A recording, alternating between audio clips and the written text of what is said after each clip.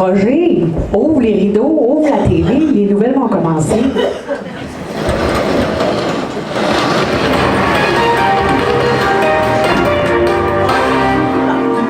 Madame, Monsieur, bonjour. Ici Carole Bélanger. Bienvenue à ce bulletin de nouvelles spéciales de la PARL. Tout au long de ce bulletin, vous entendrez nos reporters vous parler des réalisations de la PARL de l'année 2024-2025. La PARL est un organisme communautaire pour les personnes de 50 ans et plus qui comptait 439 membres au 31 mars 2025. Tout au long de l'année, il y a eu 75 activités régulières, 28 ponctuelles pour un total de 967 inscriptions, et cela seulement pour le secteur des activités. Pour nous en apprendre davantage, débutons immédiatement avec nos reporters.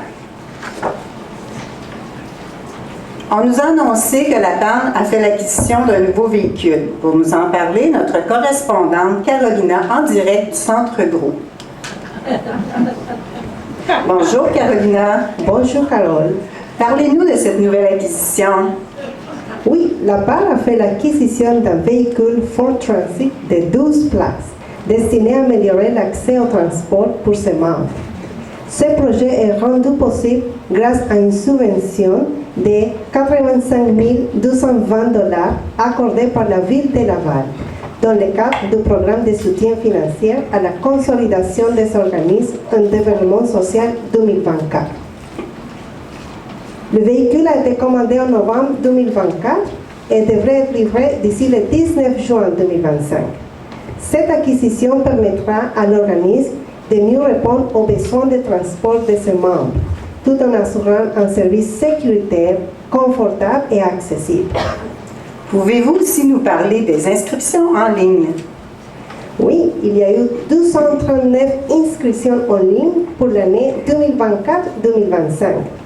S'inscrire aux activités de la PARL en ligne, c'est facile, rapide et accessible en tout temps. Et vous ne rien manquerez. Et comment s'y prend-on? Allez sur kitigo.com, recherchez la PARL, choisissez votre activité préférée et complétez votre inscription en quelques clics. Merci Carolina. Nouvelle de dernière heure. Rejoignons immédiatement nos correspondantes, Catherine et Laurence, qui se trouvent présentement à l'espace citoyen des Confluents à Saint-François. Bonjour Catherine, vous êtes loin, j'espère que vous m'entendez bien. Oui, tout à fait. On vient tout juste de m'annoncer que la PARL a un nouveau point de service. Est-ce vrai? Oui, l'espace citoyen des Confluents, communément nommé l'ECC, étant attendu dans le quartier Saint-François depuis plus de 10 ans, la PARL a maintenant un point de service depuis l'automne 2024. La PARL a participé aux festivités de l'ECC organisées par la Ville de Laval, marquant ainsi de façon éclatante l'ouverture de ce centre remarquable. Est-ce que la PARL est le seul organisme à l'occuper? Non, la PARL travaille en collaboration avec les autres organismes sur place, les Loisirs Saint-François, la Coalition de l'Est et l'initiative locale Saint-François en Action. Est-ce qu'il y a un espace cuisine dans ce centre? Oui, un fait particulièrement important mérite d'être souligné, Caroline. En partenariat avec les Loisirs Saint-François, la PARL a équipé la cuisine de l'ECC fournissant chaudrons, ustensiles, vaisselle et bien plus, afin d'offrir des ateliers, des cours de cuisine, des cuisines collectives ainsi que des repas communautaires. Laurence, bonjour. Bonjour, Carole. Il y a aussi eu un festival dans le mois de décembre dernier à l'Espace citoyen des Confluents, n'est-ce pas? Oui, pour les festivités de Noël, l'initiative Saint-François en Action a créé un événement rassembleur pour les tout-petits et les plus vieux. Le samedi après-midi, un bingo intergénérationnel fut très festif et sous le signe du bonheur. Cet événement était une très belle occasion de faire connaître les organismes du quartier présents à l'ECC. En terminant, Catherine, on nous dit qu'il y a des activités dans les parcs l'été dernier. Pouvez-vous nous en parler? Depuis environ 5 ans, chaque été, ces événements attirent de nombreuses personnes désireuses de se dégourdir en plein air et de profiter de la belle saison. Ces activités organisées en partenariat avec la Ville de Laval offrent à la Parle une visibilité précieuse permettant d'élargir leur réseau de membres tout en proposant des ateliers totalement gratuits. N'est-ce pas merveilleux, Carole? Tout à fait. Un bon moyen d'élargir les activités de l'été. Merci, Catherine et Laurence. Bon retour à Saint-Vincent-de-Paul.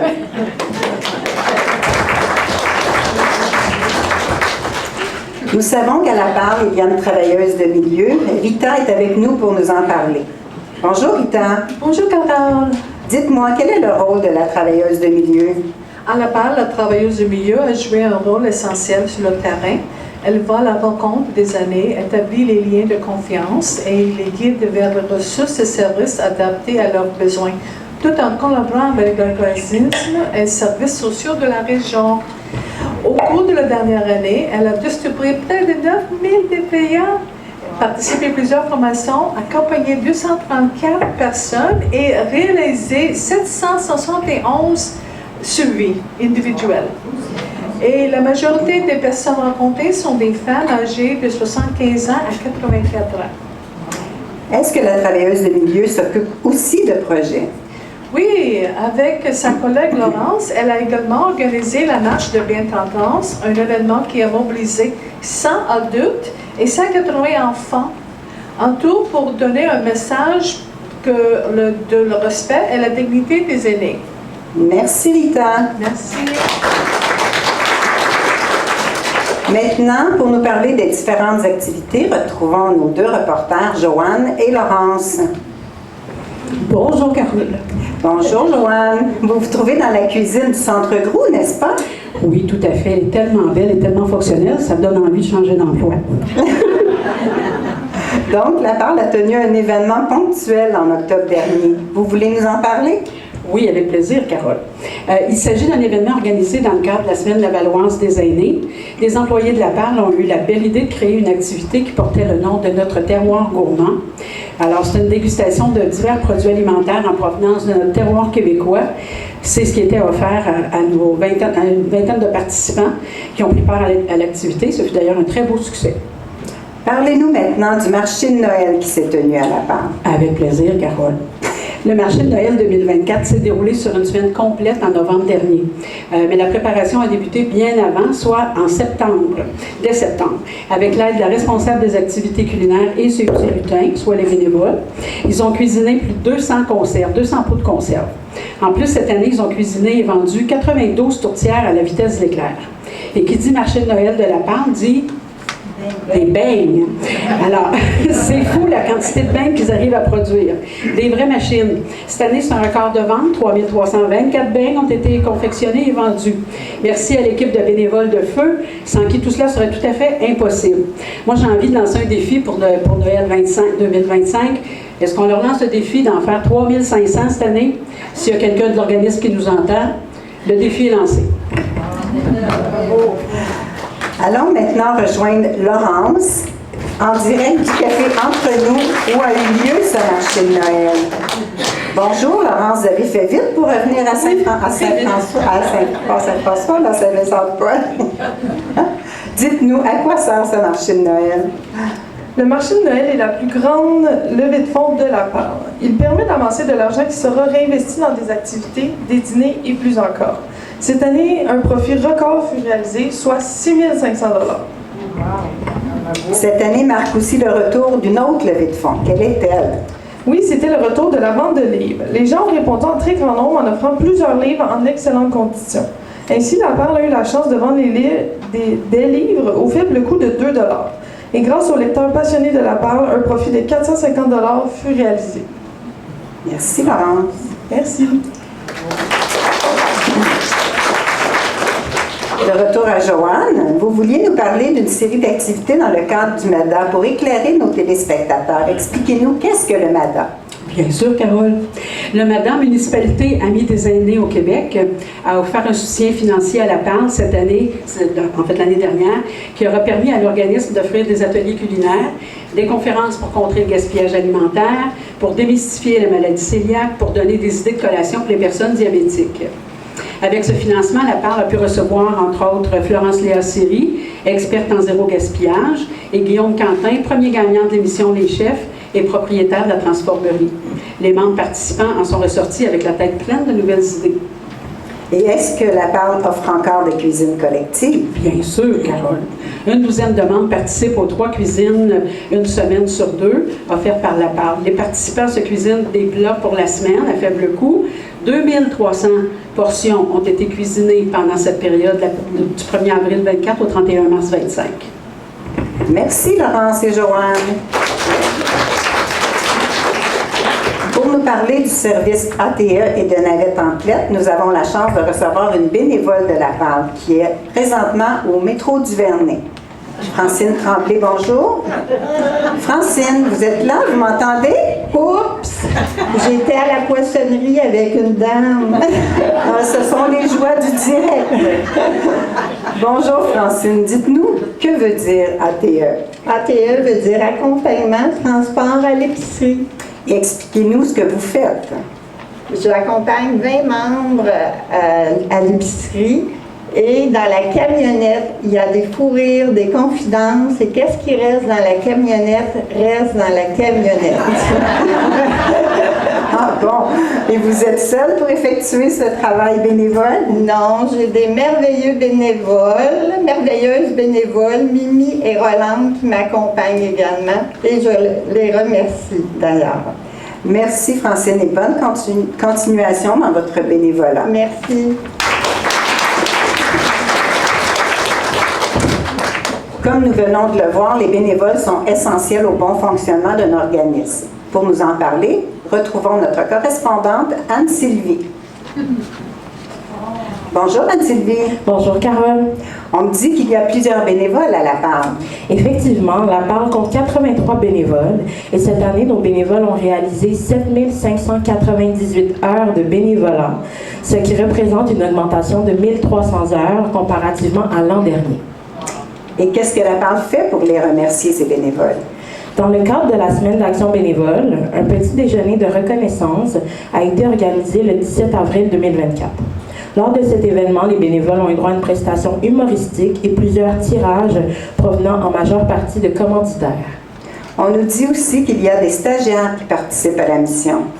Effectivement, la PARL a accueilli 6 stagiaires provenant de plusieurs établissements scolaires, dont le collège CDI, le collège de Maisonneuve, le centre scolaire Impulsion et l'école Le Jet d'encre. Merci Anne-Sylvie. Merci Carole. On nous a dit que quelque chose de spécial a eu lieu en 2024. Pour nous en parler, rejoignons notre reporter Yvelina à la salle de réception Molokai. Bonjour Yvelina. Bonjour Carole. Dites-nous, quel grand événement la PARL a-t-il souligné en 2024? Le 10 octobre l'an dernier, la PARL a célébré avec fierté son 50e anniversaire lors d'une soirée festive et chaleureuse placée sous le thème enchanteur d'un voyage à Venise. L'événement a rassemblé 160 personnes qui ont pu savourer un repas de 3 services inspiré de la cuisine italienne et la piste de danse est demeurée animée tout au long de la soirée. Cette célébration exceptionnelle a été rendue possible grâce à l'implication de nombreuses personnes dévouées. Merci à tous, celles et ceux qui ont contribué à faire de cette soirée un événement marquant à l'auteur des 50 ans de la PARL. Merci. Magnifique la décoration de la salle, Yvelina. Merci beaucoup. Merci. Maintenant, pour nous informer sur les communications, retrouvons Sandrine. Bonjour Sandrine. Bonjour Carole. Parlez-nous des nouveautés concernant la programmation. Cette année, la PARL a choisi de repenser son approche de la programmation. Elle est maintenant condensée. Habituellement répartie sur plus de 30 pages, il y a maintenant un format simplifié de seulement 2 pages. C'est une version idéale pour un aperçu rapide et pratique de tout ce que nous offrons. Mais si les gens veulent en savoir plus sur les activités, les descriptions détaillées des activités restent disponibles dans la programmation complètement accessible directement sur le site web de la PARL et en version papier au café entre nous. Je crois que la Parle a une infolette mensuelle. Pouvez-vous nous en dire plus? Oui, bien sûr. La Parle envoie l'infolette à plus de 500 personnes par voie électronique. De cette façon, la Parle privilégie des solutions plus écologiques. De quelle façon rejoignez-vous les membres qui n'ont pas d'adresse courriel? La Parle continue tout de même à faire en sorte que l'accès à nos contenus soit inclusif. Donc, certains membres reçoivent présentement encore l'infolette sous format papier. Et est-ce que la Parle a des commanditaires qui aident l'organisme? La Parle a eu la chance de recevoir plusieurs commandites de la part de différentes entreprises. Grâce à leur soutien, l'organisme a eu l'opportunité de gâter ses membres tout au long de l'année. Merci, Sandrine. Merci, Carole.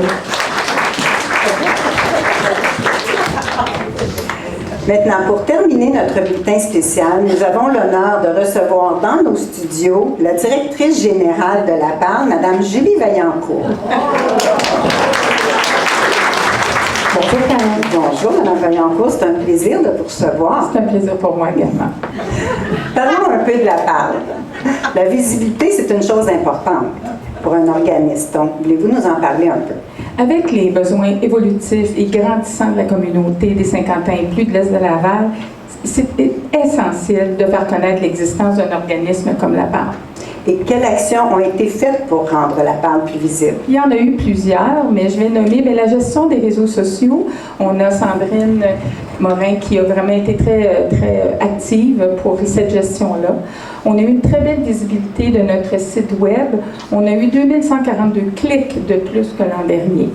On a eu également une augmentation des abonnés Facebook et on a une infolette mensuelle et on a eu 12% d'augmentation d'abonnements pour notre infolette. Il y a eu 2 nouveautés également en 2024-2025 pour faire la promotion de nos portes ouvertes et de l'ouverture de l'espace citoyen et confluent.